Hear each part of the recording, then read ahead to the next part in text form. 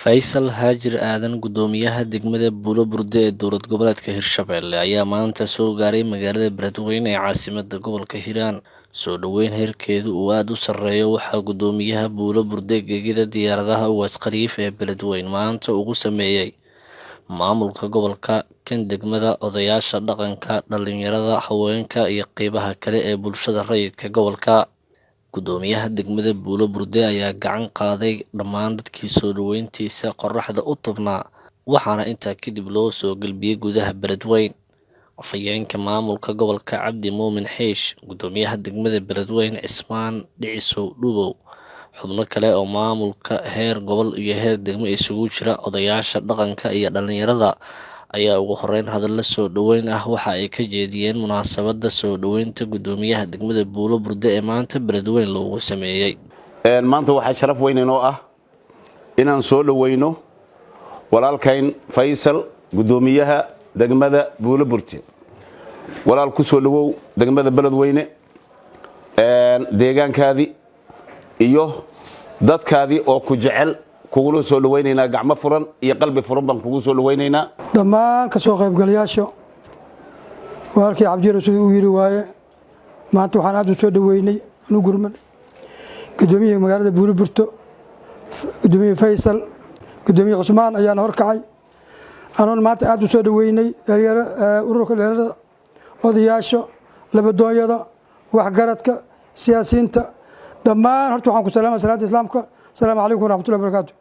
سلام كبعدي وحان رباد والله يرى واركي فيصل غير الله سيو قدومي سيو يمدي ددكي سيو يمدي قبلكي سيو يمدي. الرحمن الرحيم.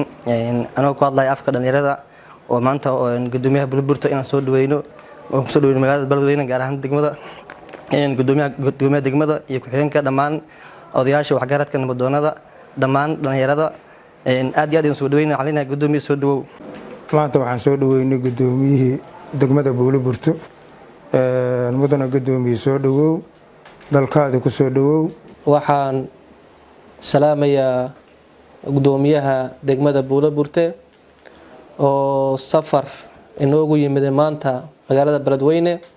safarka gudoomiyaha waan wada sugaynay, maamulka gobolka ayaa wacay dhammaan gudoomiyaasha degmooyinka waxay iskugu imaan doonaan magaalada Beledweyne.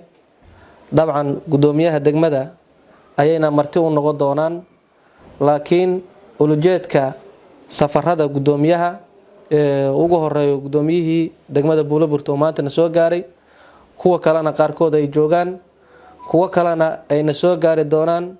ulujeedkeedu wuxuu yahay bacdama dalku uu doorasho galayo in degmooyinka gobolka Hiiraan iyo maamulka heer gobol ay kulmaan. waxaan salaamayaa walaalkay Faysal gudoomiyaha degmada Buulo-Burde. gudoomiye marka hore soo dhawaad ku leenahay degmadii Buulo-Burde, degmadii Beledweyne waana gudoomiye aan ka ahay. ku soo dhawaad marka hore leenahay insha Allah bidin kareem. Gudoomiyaha degmada Buulo-Burde Faysal Haajir Aadan oo gabagabadii hadlay ayaa carabka ku dhuftay in socdaalkiisa Beledweyne maanta uu ku yimid uu daaran yahay ka qaybgalka shir looga hadlayo xaaladda gobolka oo uu shir gudoomin doono gudoomiyaha gobolka Cali Jeete Cismaan, ayna ka qaybgali doonaan dhammaan gudoomiyaasha 5 degmo ee gobolka Hiiraan uu ka kooban yahay. waxa uuna dhanka kale gudoomiyaha Haajir uu faahfaahin ka bixiyay xaaladda amni iyo sidoo kale midda nololeed ee degmada Buulo-Burde ka jirta. marka hore aad ay kaga mahadcelinaa soo dhaweynta quruxda badan sida diirinta leh. waxaan aad ugu faraxsanahay inaan maanta Beledweyne imaado ugu soo dhaweeyaan asxaabtayda ugu horeeyo gudoomiyaha degmada. insha Allah taala waxaan rajaynaynaa sidoo afhayeenkeedii sheegayba howlaha na hor yaalla inaan sii dardargelino in xaaladda gobolka nin walba degmadu joogay inaan iska wareysano hadduu alla idmo, annagoo shirkaasna noo daadihi doono gudoomiyaha gobolka. haddaan wax yar ka taabto degmadan ka imaaday, degmada Buulo-Burde amnigeeda waa safety, waa aad iyo aad u fiican tahay. waxyaabo yaryar waa iska jiraan oo bini'aadanimada go'doonkaas aan ku jirno insha allahu tacaala shirka aan yeelan doonana inuu wax miro dhal leh inaan ugu baxno, laakiin xaaladeeda guud aad iyo aad ay u fiican tahay. waxaan rajeynaya insha allahu tacaala maalmahan soo socdane beledweynaha uun joogi doonaa, waana arki doonaa bulshada qeybaheeda kala duwan ilaa ay heer degmo, dadka ku dhaqan. dadku markay is wareystaan talo badana la kala faa'iidaa.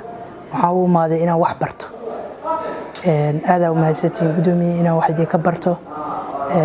degmada beledweyne waa degmadana laga xukumo, waa magaalo madaxdii gobolka Hiiraan, sidaas daraaddeed waxaan u baahannahay marka inaan wax ka barano, annaguna wixii karaanka inaan naqaanina inaan urujino si gobolkaani Hiiraan saa u socotiin 8 gobol oo Soomaaliya ka dambeeya.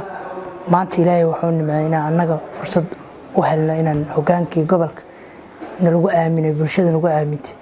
sidaas daraaddeed waxaan rabnaa marka inaan kaga faa'iideyno aaminaadii nala aaminay wax alla waxaan kari karno, aqoon iyo waayo aragnimo iyo xoog inaan iskugu geyno.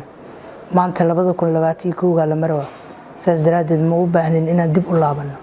waxaan ka rajeynaynaa ama aan rajeynaynaa bulshada siday noogu aamineen si ka dheer inaan ayaguna ugu gudno. marka waa mahadsantihiin. asalaamu calaykum waraxmatullaahi wabarakaatu.